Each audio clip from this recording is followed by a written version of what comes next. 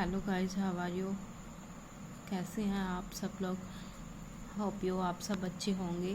कल हमने किए थे accounting standard first, second and third. आज कर रहे हैं थर्ड में। आज ये है कि नकदी प्रवाह विवरण। इसमें ये है कि जो भी हम नकदी प्रवाह विवरण की तैयारी के लिए जो भी हमें गाइडलाइंस प्रदान की गई है उसी के अकॉर्डिंग हम क्या करेंगे, अकाउंटिंग स्टैंडर्ड में लेखांकन करेंगे। इसमें नकदी प्रवाह के स्रोतों का उपयोग को समझने के लिए ऑपरेशन, निवेश और वित्त पोषण गतिविधियों को अलग अलग प्रदर्शित करने की बात कही गई है। इसमें यह है कि हम सारा इकट्ठा नहीं लिखेंगे, जो भी हमारे उपयोगी समझने के लिए जो भी चीज़ें हैं उनको अलग लिखेंगे, जो इन्वेस्टमेंट है उसको अलग लिखेंगे, और जो भी हमारी फाइनेंशियल एक्टिविटीज़ है उसको हम अलग अलग करके रिप्रेजेंट करेंगे।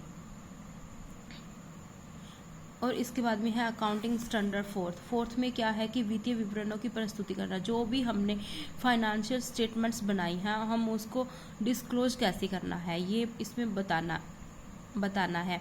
ये मानक है जो हमारे वित्तीय विवरणों की प्रस्तुति और संरचना के लिए दिशा निर्देश प्रदान करता है। ये हमें ये गाइडलाइंस बताता है कि हमने ये जो भी फाइनेंशियल स्टेटमेंट है वो कैसे बनानी है, और इसके लिए हमें क्या क्या गाइडलाइंस है वो जिनको हमने फॉलो करना है।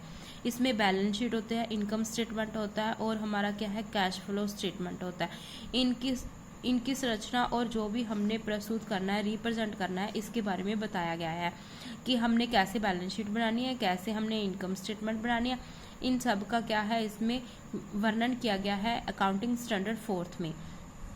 अकाउंटिंग स्टैंडर्ड फिफ्थ क्या है, इसमें है कि किसी अवधि के लिए शुद्ध लाभ या शुद्ध हानि व पूर्ण अवधि मंदे ज्ञात करना। इसमें ये है कि कोई भी बिजनेस है वो एक निश्चित टाइम पीरियड में वो कितनी उसको इनकम हुई है और कितना उसको लॉस हुआ है, और उसके बाद में जो भी राशि बची है उसके बारे में हमें बताना है। जैसे कि राजस्व रिवेन्यू क्या होता है, जो कि हमारी बिक्री हुई है और जो हमारी कॉस्ट हुई है। जब हम हमारी बिक्री सेल में से हमारी कॉस्ट को लेस करते हैं तो उसके बाद में जो हमें बचता है वो हमारा राजस्व होता है। जैसे बिक्री, ब्याज, आय आदि, ये हमारा क्या है, राजस्व है।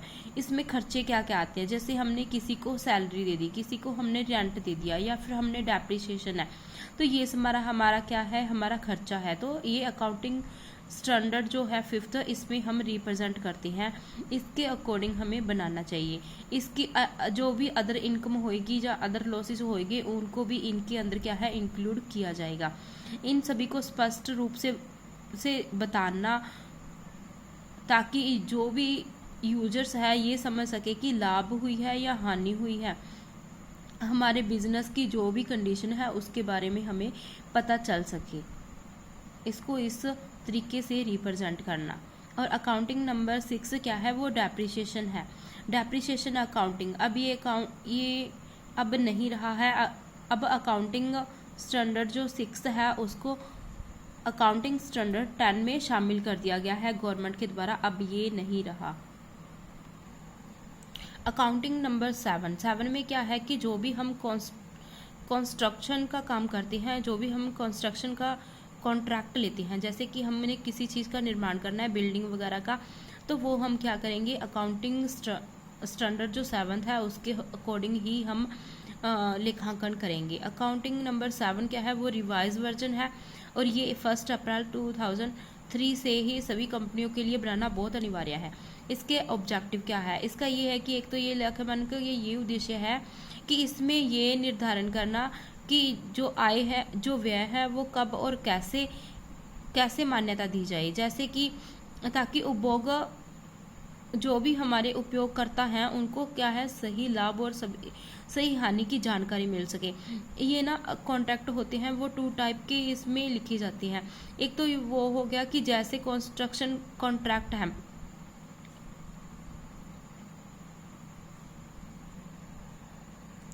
कंस्ट्रक्शन कॉन्ट्रैक्ट वो होता है, ये एक तरह का अनुबंध होता है जो कि मुख्य रूप से जो भी हमने संपत्तियां बनानी है, जो भी हमारी एसेट्स होती हैं, फिक्स एसेट्स, उससे रिलेटेड बनाना।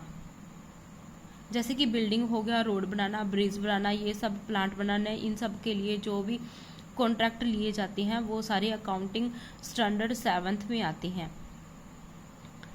अकाउंटिंग 7th के अकॉर्डिंग जो भी हमें राजस्व है और व्यय है वो उसको एक अंश के अनुसार मान्यता दी जाती है। जितना भी हमने काम पूरा कर लिया है, कंस्ट्रक्शन का जितना काम कंप्लीट हो गया है, तो उसके अंदर जितनी हानि, जितना हमारा खर्चा हुआ है और उसके बदले में हमें जो प्राप्त हुआ है, लाभ हुआ है, तो उनको लेस करके जो हमारा होगा वो हमारा क्या होगा, राजस्व होगा। जैसे कि मान लो कि मैंने एक काम शुरू किया है, उसका मैंने 40% क्या है काम पूरा हो चुका है, तो उस 40% के अनुसार ही हमारा जो राजस्व प्राप्त हुआ है और व्यय हुआ है, ये दोनों को दिखाना जरूरी है।